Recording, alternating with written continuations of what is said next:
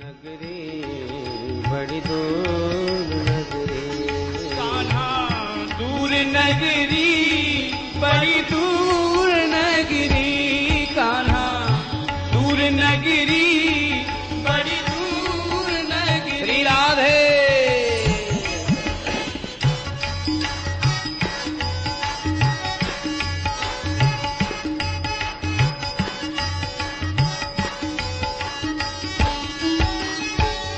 सखी संग आऊं कान्हा लाज मोहे लागे, सखी संग आऊं कान्हा लाज मोहे लागे, सखी संग आऊं कान्हा लाज मोहे लागे, सखी संग आऊं कान्हा लाज मोहे लागे, अकेली आऊं तो कान्हा अकेली आऊं तो भूल जाऊं डगरी बड़ी दूर नगरी, कान्हा अकेली आऊं तो भूल जाऊं डगरी बड़ी दूर नगरी, कान्हा दूर नगरी बड़ी दूर नगरी, कान्हा दूर नगरी बड़ी दूर नगरी, कान्हा दूर नगरी बड़ी दूर नगरी। राधे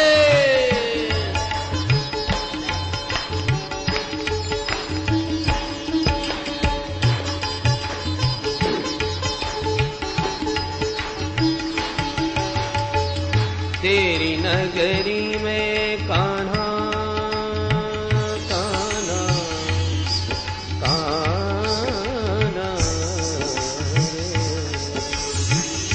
तेरी नगरी में कान्हा चोर बसत है, तेरी नगरी में कान्हा चोर बसत है, चोर बसत है कान्हा चोर बसत है, चोर बसत है कान्हा चोर बसत है, तेरी नगरी में कान्हा चोर बसत है, तेरी नगरी में कान्हा चोर बसत है, लूट ले वे कान्हा लूट ले वे मारी नत दुलरी बड़ी दूर नगरी, कान्हा लूट ले वे मोरी नथ दुलरी बड़ी दूर नगरी, कान्हा दूर नगरी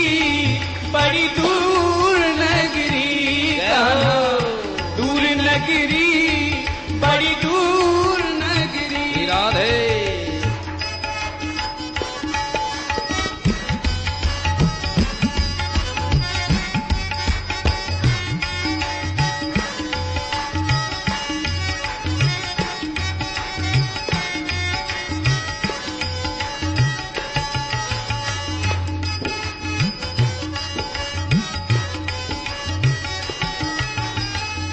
मीरा बाई गावे गावे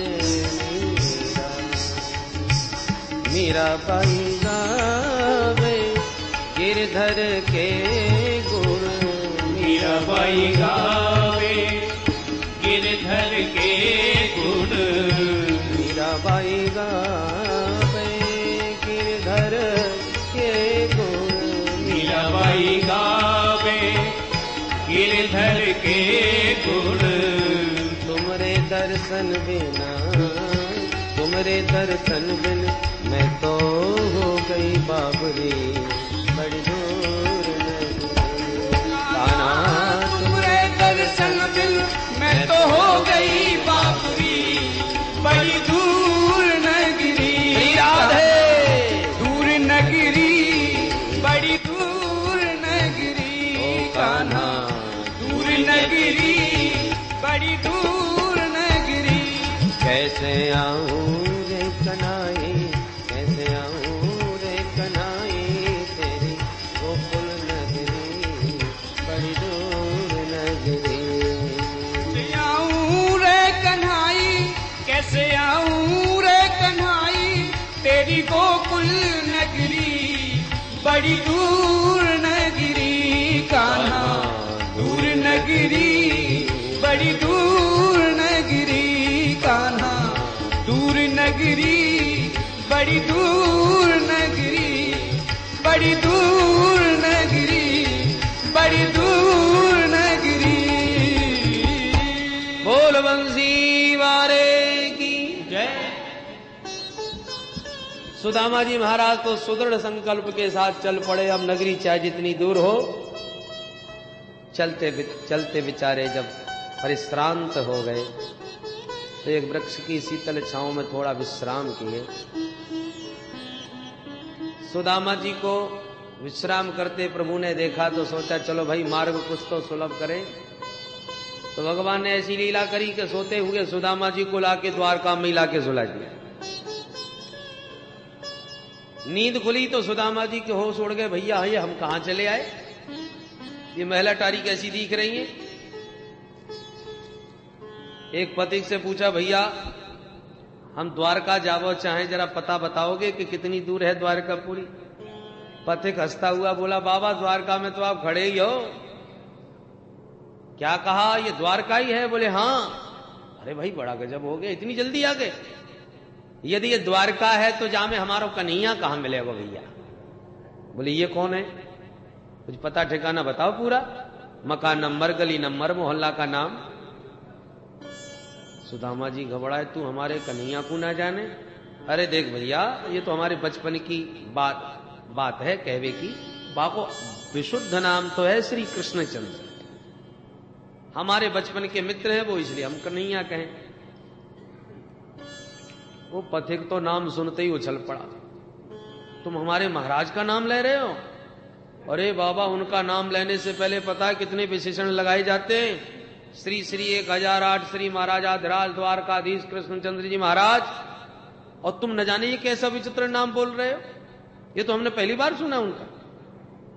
सुदामा जी तो इतने लंबे चौड़े संबोधन और विशेषण सुन के चक्कर में पड़ गए। भैया वाह को इतना लंबो चौड़ो नाम है गयो, अब तेरी समझ में तो बात आ गई होगी, अब ये तो बता दे वो कहां मिलेगो। पथिक बोला, वाह महाराज उनके बारे में क्या पूछना, अरे चले जाइए, पंक्तिबद्ध बड़े बड़े विशाल भवन जितने भी तुम्हें दिख रहे हैं सब उन्हीं के तो हैं, हजारों भवन हैं उनके, वो तो यहाँ के मालिक हैं, सर्वेश्वर हैं। कह के पथिक तो चलता बना।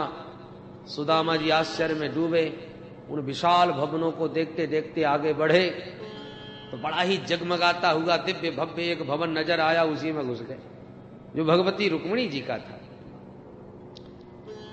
भागवत के अनुसार तो सीधे अंतःपुर तक चले गए सुदामा जी, परंतु प्रसिद्ध है और नरोत्तम जी ने ये बड़ा सुंदर भाव सजाया है कि जब द्वारपालों ने पूछा महाराज किससे मिलना है, सुदामा जी हाथ जोड़ के बोले, भैया अंदर जाके बस इतना कह दीजो तेरे बचपन के सखा सुदामा को मिलवे क्यों आए, बस अपने महाराज को इतना बताए। पथिक तो ये द्वारपाल तो अचंभित रह गया, आप हमारे महाराज के सखा हो? बोले हाँ हाँ बचपन के हैं, बहुत पुराने। द्वारपाल ने सोचा भगवान की लीला को समझ में तो आती नहीं, कब कौन किस रूप में चला आवे, देखने में तो लग नहीं रहे, पर जब सखा बता रहे हैं तो हमको क्या परेशानी, पूछ लेते हैं। विराजिए महाराज, हम अंदर खबर करते हैं। सुदामा जी को बैठा के द्वारपाल दौड़ा भीतर गया, प्रभु को प्रणाम किया, सरकार इस दास को चरणों की सेवा करते द्वारपाल बने परसों बीत गए, पर आज जो विभूति आपके दरवाजे खड़ी है और आपको वो अपना सखा भी बता रहा है, ऐसे भी आपके कोई सखा संभव हो सकते हैं, ये मेरे स्वप्न में भी नहीं। भगवान बोले ऐसा कौन है भाई? बोले सरकार यही तो समझ में नहीं आता कि कौन है। शीस पगान झगा तन में प्रभु जाने को आहे बसे के ही ग्रामा, धोती फटी सिलटी दुपटी और पाय उपान की नहीं श्यामा। द्वार खड़ो तुझे दुर्बल देख रयो चकसो वसुधा अभिराम, पूछत दीन दयालु को धाम, बतावत आपनो नाम सुदामा। जो प्रभु के कान में सुदामा नाम पड़ा, भगवान अपने सिंहासन से कूद करके दौड़े, पीतांबर नीचे गिर गया, पादुका पहनना भूल गए, दोनों भुजा पसारे सुदामा सुदामा पुकारते दरवाजों को भागते चले गए। सारी सभा सावधान हो गई। ऐसी कौन सी विभूति आई जिसके नाम पर इतने उतावले आतुर होके सरकार जा रहे हैं? अरे इस दरबार में ब्रह्मादिक देवताओं को भी आते देखा हमने, पर आज तक जो आए उन्होंने अपना सिर झुकाया, मुकुट नवाया, पर इतनी आतुरता सरकार में कभी नहीं दिखाई। सारे सभासद सावधान होकर के खड़े हो गए और भगवान दौड़े दौड़े 7 जोड़ी पार पहुंच गए।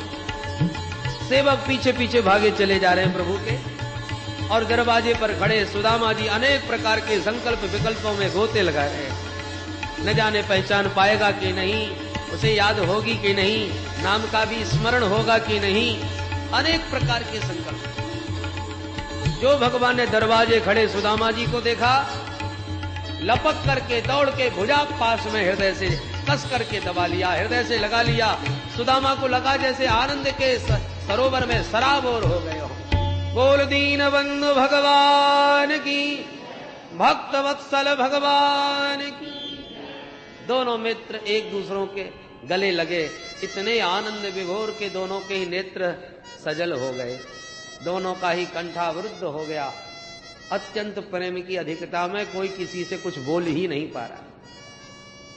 भगवान ने सुदामा जी का हाथ पकड़ा और सनई सनई भवन के भीतर ले आए। जब सभासदों की दृष्टि सुदामा जी के स्वरूप पर पड़ी तो सभी स्तब्ध रह गए। ओहो, यही विभूति थी जिसके लिए सरकार इतने हड़बड़ा के भागे। राम राम, जिसके पैरों में जूते चप्पल भी नहीं, तन पर वस्त्र के नाम पर मात्र एक धोती है, सिर पर पगड़ी भी नहीं, धोती आधी नीचे लिपटी है और आधी को ऊपर से लपेट रखा है, मात्र जैसे तैसे तन ढांक पाए। ऐसे अकिंचन के प्रति इतने उदार, किसी को कुछ समझ में नहीं आ रहा। सारी सभा सुदामा जी को देख करके स्तब्ध, और सुदामा जी सभा की दिव्यता भव्यता को देखकर भौंचक के भगवान हाथ पकड़ के सर्वश्रेष्ठ सिंहासनासीन किए। सुदामा जी बार बार विरोध करते हैं, फिर भी भगवान बरबस हाथ पकड़ के बैठा किए। रुक्मिणी अटपटी आंखों से देख रही थी कि आखिर है कौन, कितनी धूल मिट्टी पैरों में लगी है और पकड़ के हमारे महाराज ने अपने सिंहासन पर बैठा दिया। रुक्मिणी के भावों को जान गए प्रभु, आदेश दिया देवी शीघ्र जाओ, जल लेके आओ, मुझे महापुरुष के चरण धोने हैं। रुक्मिणी अवाक रह गई, तुरंत भागी पानी लाने को, विचार करती जा रही है कि यह अवसर पहली बार आया है। अरे दरबार में दास दासियां हाथ जोड़ करके खड़े और आज्ञा की प्रतीक्षा में हैं कि कोई स्वामी जी की आज्ञा मिले और कुछ सेवा का सौभाग्य प्राप्त हो। भगवान किसी को आज्ञा दे और वो उस कार्य को पूरा कर दे तो अपना परम सौभाग्य मानता है कि आज कुछ सेवा का अवसर तो मिला। पर आज भगवान ने इतने दास दासियों में किसी को आज्ञा नहीं दी। साक्षात पटरानी द्वारका की पट्ट महसी रुक्मिणी से कहते हैं देवी जाओ जल लेके आओ। रुक्मिणी भागी, ये निश्चित रूप से कोई विशिष्ट विभूति है, इसलिए इनकी सेवा हमें स्वयं करना चाहिए, दास दासियों की आज्ञा से काम नहीं चलेगा। रुक्मिणी भागी भागी गई और इधर भगवान श्री चरणों में बैठ गए सुदामा जी के। पीतांबर को उठा के सुदामा जी के चरणों में लगी धूल को सनई सनई झाड़ने लगे, पहुंचने लगे। तलवे पर धीरे धीरे हाथ फेरा, ज्यों ही तलवे पर हाथ गया सुदामा जी चौंक पड़े। तब भगवान ने पाद तल को देखा, तलवे के नीचे जब दृष्टि गई तो देखा कि अनगिनत कांटे चुभे हुए, कोई गणना नहीं। और कितने सारे फपोले पड़ गए हैं नंगे पैर चलते चलते, जिसकी सुध नहीं। उनमें से कई फपोले फूट गए जिनमें तमाम छोटे छोटे धूल मिट्टी के कण अंदर भर गए। ऐसे कंटक विद्ध पाद पद्मों को प्रभु ने जब देखा तो जब तक रुक्मिणी पानी लेके आ पाती तब तक तो प्रभु के ही नेत्रों से गंगा यमुना की ऐसी अद्भुत धारा बह चली कि सुदामा जी के तो दोनों चरण ही प्रभु ने प्रक्षालित कर दिए। ऐसे बेहाल विवाइन सो पग कंटक जाल लगे पुनि जोई, हाय महा दुख पायो सखा तुम आए इतेन किते दिन को। देख सुदामा की दीन दशा करुणा करके करुणा निधि रोए, पानी परात को हाथ छुओ नहीं, नैनन के जल सो पग धोए। प्रीतो विमुंचयन बिंदु नेत्राभ्याम पुष्करे क्षण। प्रीति की अधिकता में प्रभु के नेत्रों से इतना जल बहा कि सुदामा जी के चरण धुल गए।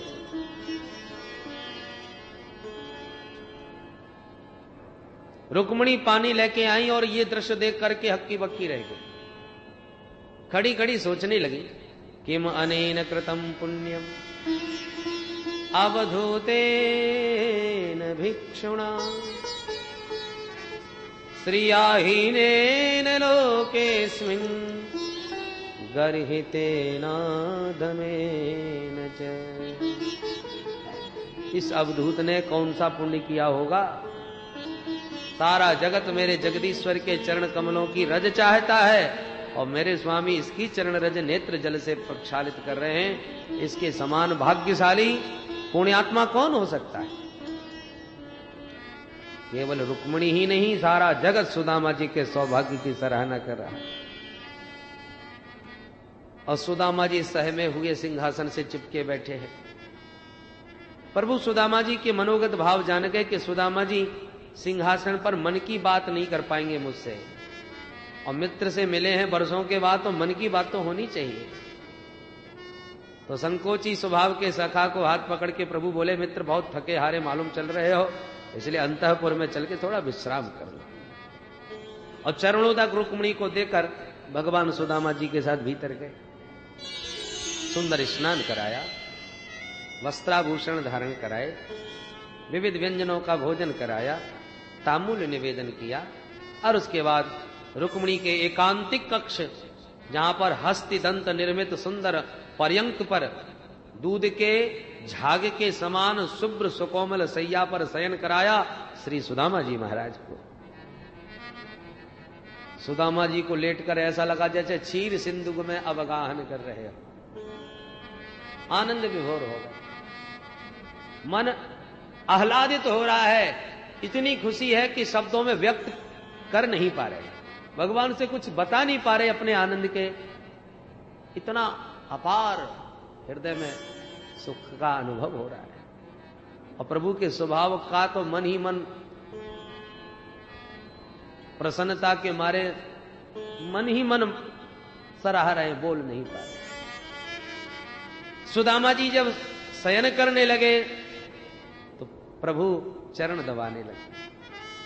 सुदामा जी बार बार हाथ पकड़ते हैं, रोकते हैं, पर भगवान एक नहीं सुनते, एक नहीं मानते।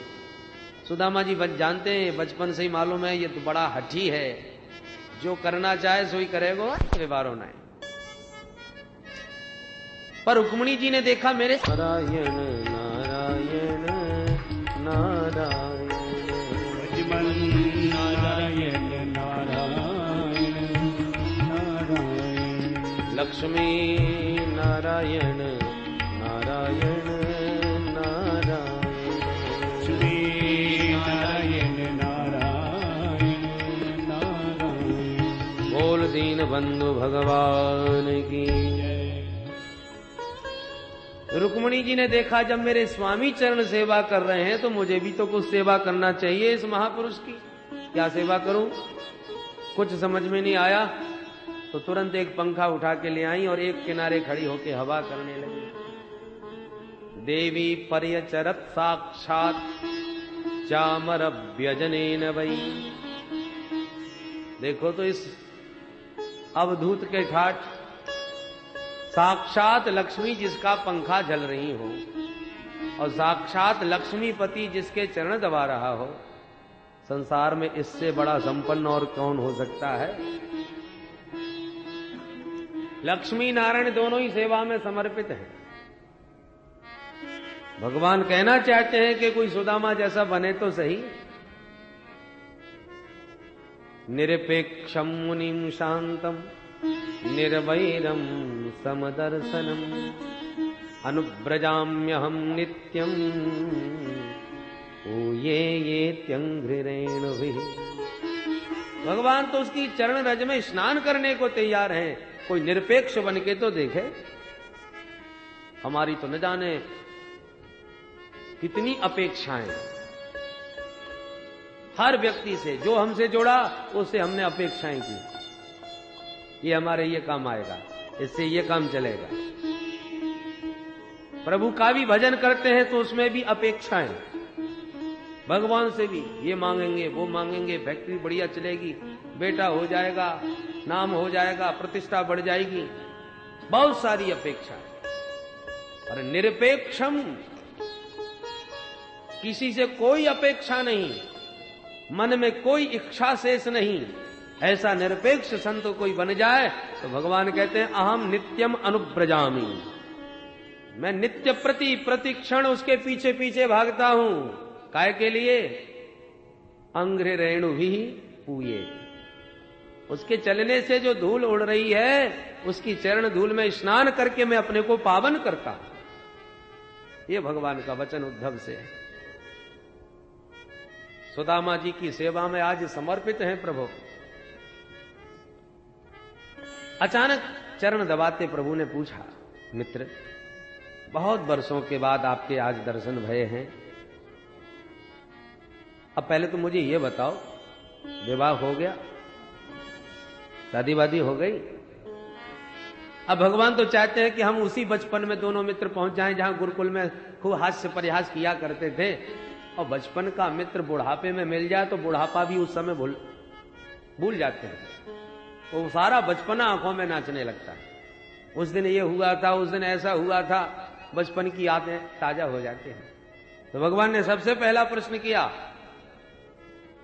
अपि ब्रह्मन् गुरुकुलात् भवता लब्ध दक्षिणात् समावृत्तेन धर्मज्ञ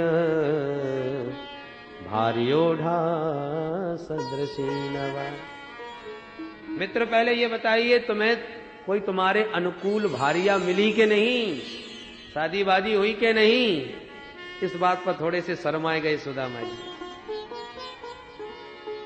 इशारे में बोले, भैया या शादी के अलावा पूछवे की और बात ना मिली तो मेरे विवाह की चिंता है का? भगवान बोले, इसलिए पूछ रहा हूं ये प्रथम प्रश्न क्योंकि तुम हमेशा बाबापने की बातें करते थे, वैरागियों की बातें, इसलिए डर है कहीं वास्तव में विरक्त होकर फक्कड़ तो नहीं हो गए। सुदामा जी बोले, नायक नहीं है ऐसी बात ना, विवाह तो है गयो, तेरी भाभी को नाम है सुशीला, और जैसो ही तो नाम है वैसो ही वाह को काम है। बड़ी सुशील स्वभाव की है, तो जीवन की गाड़ी बड़े आनंद से चल रही है। अब तू भी जल्दी बोल, तेरो विवाह भयो के ना? भगवान हंस करके बोले, अब मित्र हमारी मत पूछो, हम तो बाद में ही घट्टी बताएंगे। पर एक बात बताओ, तुमने चुप ही विवाह कर लियो, हमें भनकता ना पड़ी, खबर तक नहीं दी? चलो जो बात है गई सो है गई, पर पहले ये बताओ, जब यहां आए हमसे मिलवे तो भाभी जी से तो जरूर बता के आए होगे। सुदामा जी बोले, लाला सच्ची बात बोलूं? हाँ हाँ बोलो। बोले, सच्ची बात यह है कि तेरी भाभी नहीं भेजो है। भगवान बोले, ओहो परम सौभाग्य, इसका मतलब भाभी जी हमारे बारे में सब जानती हैं, आपने बताया होगा हमारे बारे में, इसलिए उन्होंने हमारे पास भेजा। बड़ी कृपा करी भाभी जी ने। परंतु यदि भाभी जी ने आपको हमारे पास भेजा है तब तो हमारे लिए कुछ ना कुछ खाने पीने जरूर भेजा होगा। अब सुदामा जी की धड़कन तेज भई, हे भगवान, 4 घर के मांगे भाई चावल, और मांगे के चावल तो अलग ही समझ में आ जाए, अलग अलग घर के, अलग अलग प्रकार के। अब ये इतना बड़ो राजा धीराज, याकू कैसे दूं ये मांगे भाई चावल? देखेगो तो का सोचेगो ये भिकमंगा का लेके आयो। संकोची सुदामा जी सहम गए, बगल में पुटरिया जोड़ से दबा रखी है, हाथ जोड़ के बोले, भैया कन्हैया हम पे का धरो जो तेरे ताई लाते। भगवान बोले, देखो ऐसी ऐसी बातें मत कियो कर, अरे लाए हो तो बताओ, नहीं लाए तो बात ही खत्म। सुदामा जी बोले, तो सच्ची बात बोलूं, मैं कछु ना लाया। भगवान हंस के बोले, वाह मित्र, मालूम चले तुम्हारे बचपन की आदतें अब वो ठीक ना भाई। का मतलब? भगवान बोले, याद तो है बचपन की बातें। सुदामा जी बोले, एक एक याद है। भगवान बोले, तब तो वो भी याद होगा जब एक दिन हम और आप समिधा बीनवे गए थे जंगल में। सुदामा जी बोले, हाँ हाँ बस अब सब याद आ गई। जंगल में बादना पानी कितनो भयंकर बरसो, पूरा जंगल पानी से लबालब भर गए। वयम भ्रशम तत्र महानिलामुभिर निहन्यमाना मुहुरंबु संप्लवे दिशो विदंतोध परस्परम बने गृहीत हस्ता परबभ्रिमातुरा। मित्र याद है वादना जंगल में एक दूसरे को हाथ पकड़ के दिग्भ्रमित हो गए, इधर से उधर भटक रहे थे, रास्ता नहीं सूझ रहा था, गुरुकुल का मार्ग भूल गए। इतनी भयंकर सर्दी पड़ी भैया कन्हैया, सारी रात वृक्ष के ऊपर बैठ के बितानी पड़ी, वह रात को कैसे भूल जाऊंगा। भगवान बोले, याद तो सब है। तब तो ये भी याद होगा कि वादना सर्दी में तुम्हारे दांत कितनी जोर से कटकट बोल रहे थे, कैसे कटकटा रहे थे। अब सुदामा जी समझ गए ये तो कछु और पोल पट्टी घोले हुए बारो है, तो बड़ी जोर से हंस के बोले, कन्हैया बस रहने दे तू उन बचपन की बातन को भैया, वो विद्यार्थी जीवन के आनंद ही कछु और हते। और प्रसंग पूरा बदल दिया। सुदामा जी बोले, कछु है जाए कन्हैया। पर वादना जब गुरुकुल में नहीं पहुंचे तो गुरुजी कितनी चिंता में पड़ गए, रात भर सोए नहीं। कृष्ण सुदामा चिल्लाते हुए सारे विद्यार्थियों को लेके हमको ढूंढते फिरे रात भर। और जब हमको देखा उन्होंने पानी में भींजे हुए अपन दोनों, देखते ही गुरुजी ने तुरंत दौड़ के अपन को हृदय से लगा लिया था। अब कितना वात्सल्य उड़ेगा। अहो हे पुत्रिका यूयम अस्मदर्थेति दुखिता। अरे बच्चों, तुमने मेरे लिए बहुत दुख उठाया, रात भर इस भयंकर बरसात में भींजे वस्त्रों से छिटुरते रहे सर्दी में। ओहो कितना कष्ट उठाया मेरी सेवा में तुम लोगों ने। सत्शिष्य का यही लक्षण है। अरे अपने गुरुदेव के वचन की रक्षा करने के लिए, आज्ञा पालन के लिए प्राणों की भी बाजी लगा दे, शिष्य ऐसा ही होना चाहिए। जब पीपाजी महाराज राजा थे, श्री रामानंदाचार्य जी महाराज पहुंचे तो बड़ी श्रद्धा हुई स्वामी जी के प्रति। स्वामी जी ठहरे हुए थे, राजा को लगा ऐसे महापुरुष से शरणागति ले लेना चाहिए, ऐसे महापुरुष का शिष्यत्व ग्रहण कर लेना चाहिए। तो राजा साहब आए मिलने के लिए। पीपाजी महाराज राजस्थान के राजा थे, हीरे जवाहरातों से लदे हुए थार भरे राजा साहब आए। शिष्यों को कहा, भैया गुरुदेव से कहो कि महाराज पीपा मिलने आए, शरणागति चाहते हैं, शिष्यत्व ग्रहण करने आए। शिष्यों ने स्वामी जी से कहा, महाराज पीपा है, आपसे मिलना चाहते हैं पीपा जी।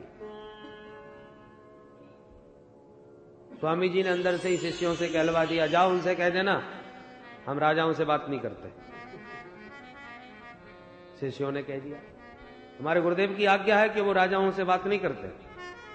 अच्छा, तो जितने हीरे जवाहरात आदि लाए थे, हाथी घोड़ा आदि, सबको वापस कर दिया, जाओ सबको भगा दिया, लौटा दिया।